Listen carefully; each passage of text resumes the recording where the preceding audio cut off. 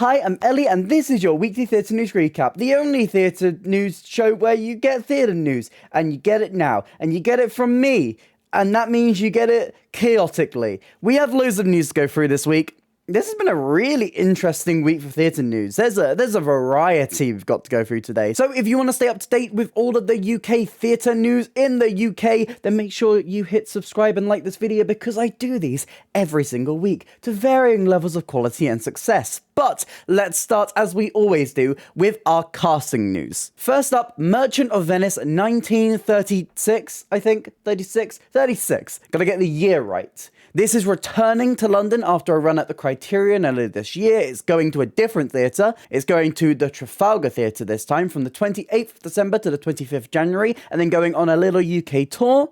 We already knew that returning to this production would be Tracy Ann Oberman, but we now know one extra member of the cast, and that is Joseph Milson. He will join for the West End run and will also join for the tour, which will visit Liverpool, Bath, Leeds, Salford, Fareham, Cardiff, Southend, and finish in Birmingham. So if you live anywhere near those towns, if you live in London, and you want to catch a little bit of Merchant of Venice, you can do that then. Next up, we're going off West End to the Marylebone Theatre, who have announced the cast for A Sherlock Carol. This is the third year that A Sherlock Carol has returned to this theatre.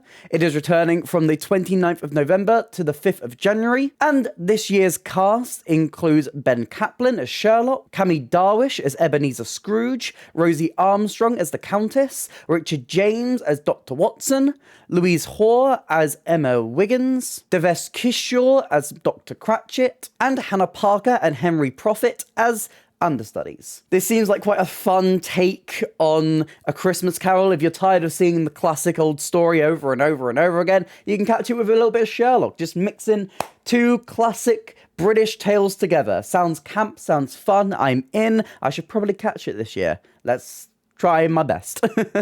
We're kind of girl-busting through these. We're getting through this casting news quite quickly this week.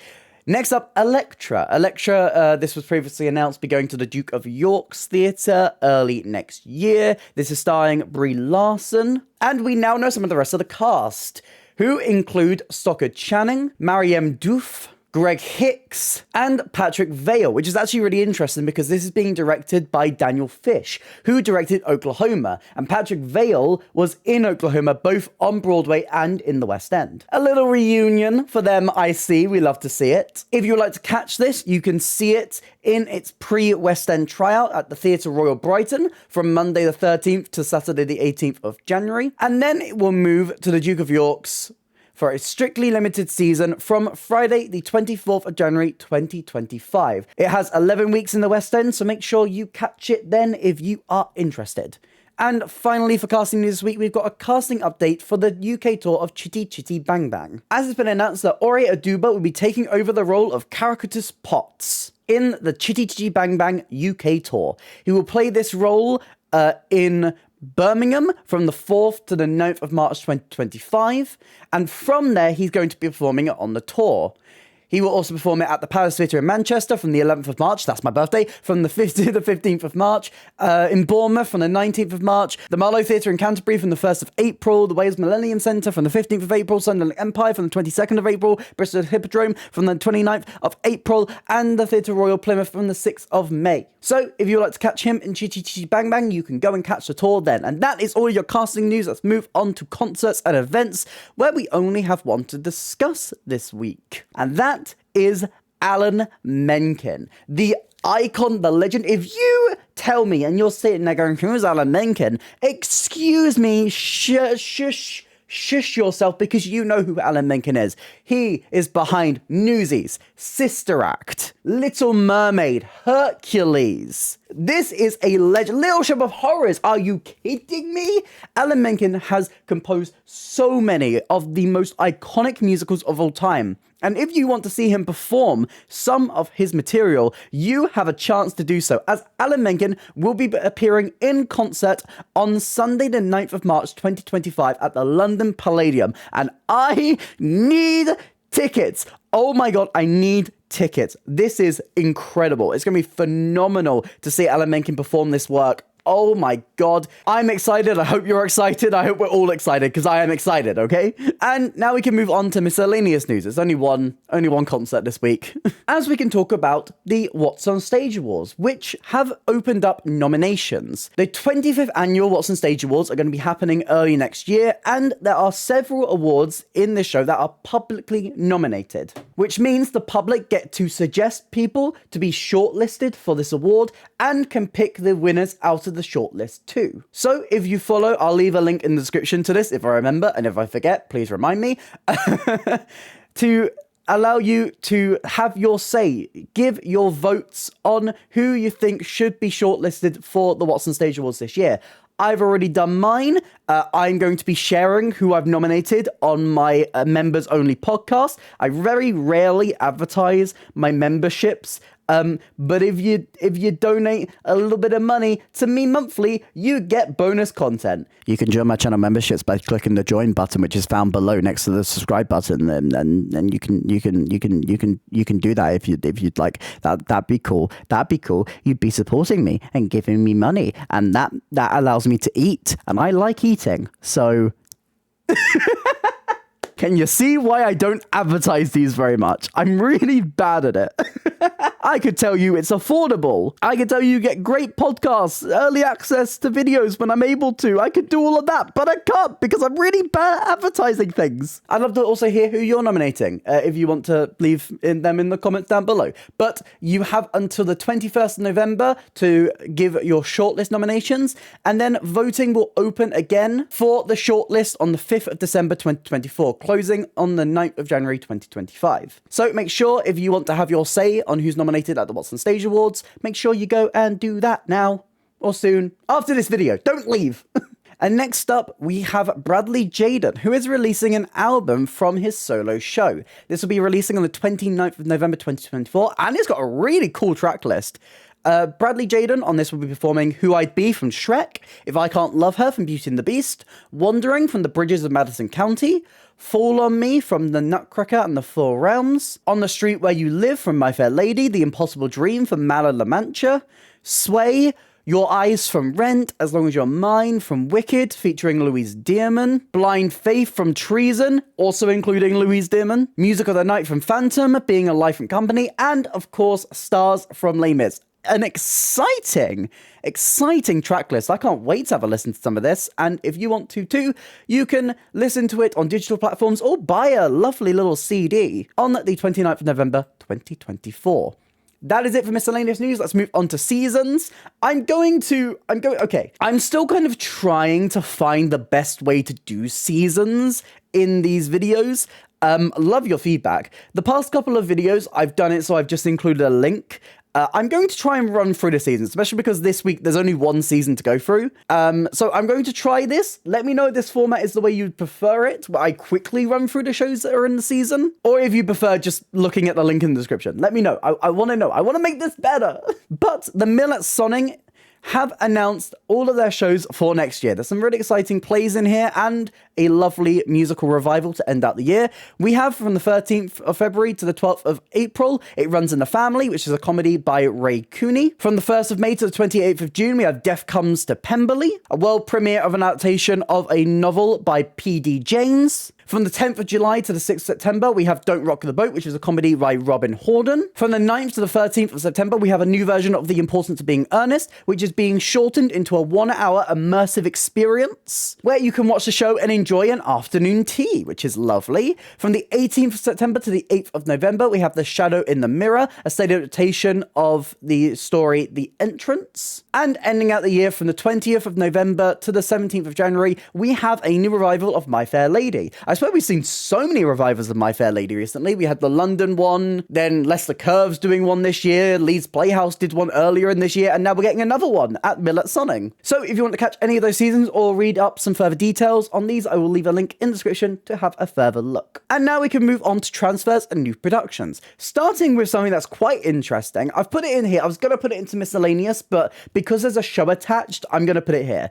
We are getting a brand new theatre in London. This is a a 620-seat venue, which is going to be located at Westfield in London, which is great because that is on my route into London. So if I ever go to see a show at this theatre, that's quite easy for me.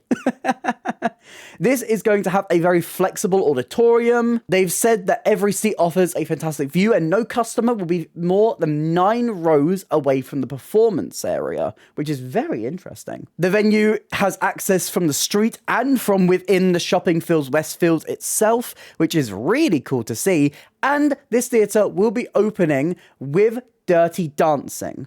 This is the production that was at Dominion for the past 2 years, has had many successful UK tours. It's an adaptation of the film. It's not a musical, but it has the music from the film embedded into it. It's going to be very interesting to see how it works in this venue, especially because looking at some of the images that they've shared, which I'll be putting on screen right now, this venue seems very different. But as I said, it's quite flexible, so maybe it will have a more traditional seating arrangement that they can do for this show. But I think London is always calling out for new venues, especially off West End venues. I'm very excited to see what this venue can have in it as well.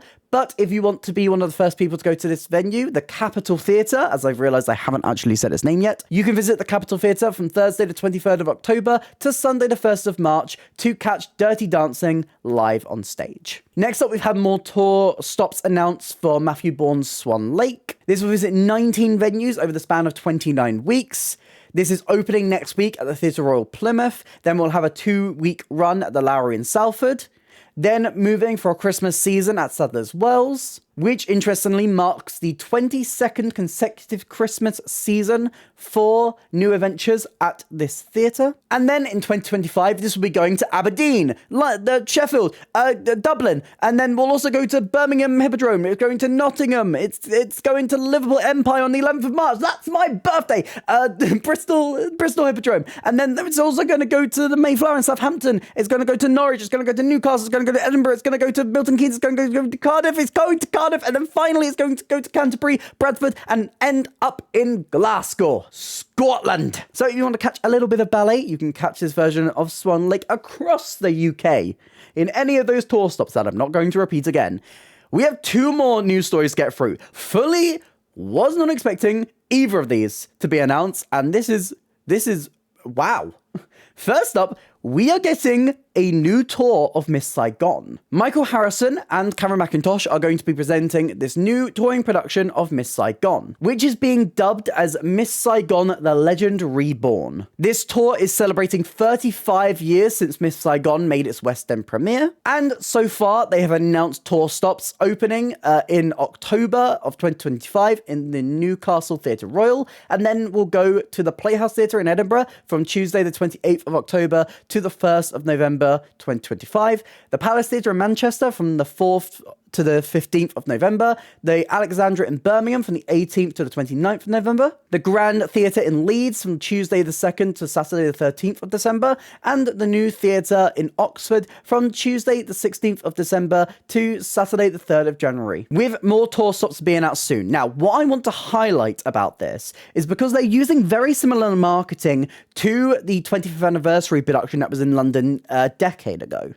However, what's very interesting about that is that the one thing they've changed is that there's no helicopter in that poster. And I want to highlight this note from Cameron McIntosh, which says, the recent hugely successful Sheffield Crucible production took a contemporary look at this great musical that inspired producer Michael Harrison and I to also take a fresh look at Miss Saigon and create a modern version that can play at many theatres that the original was unable to do. I highlight that because I think we can assume, we don't know yet, I think we can assume that this is going to be a stripped back version of Miss Saigon that was in the West End 10 years ago.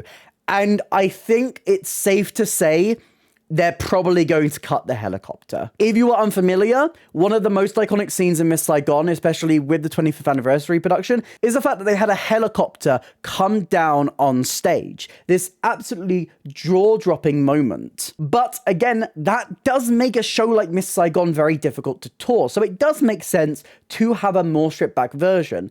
But I think it's important that we recognize that so people don't go into it expecting that and then be upset that it's not the same time as it was 10 years ago. I think the Sheffield Crucible production has, as Macintosh very rightly puts, proved that we can have different versions of Miss Saigon. But I don't think this is going to be a completely new version a la Les Mis. I think this is just going to end up being a slightly cheaper, slightly easier to tour version of the production we saw 10 years ago. But having this musical back in anyway is fantastic.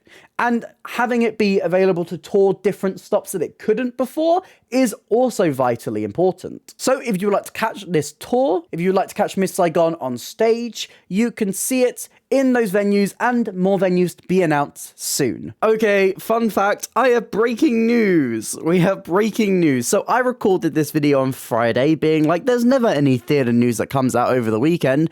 I'll be absolutely fine. And then I wasn't absolutely fine. It has been announced on Saturday that A Streetcar Named Desire, the sold out production that played both the Almeida and London's Phoenix Theatre, will be returning to the West End prior to a Broadway run. Paul Mescal is returning to the show, which will now run for a very short, limited West End run at the Noel Coward Theatre from the 3rd to the 22nd of February 2025. It is yet to be revealed if any of the other cast members from the original production will be returning, and also going to Broadway alongside Mescal. But we will wait for further details, which I'm sure will come out in due course. This news comes from Variety. Thank you for dropping this on a Saturday. Really keeping me on my toes here, Variety. But we move, we continue, we keep on going.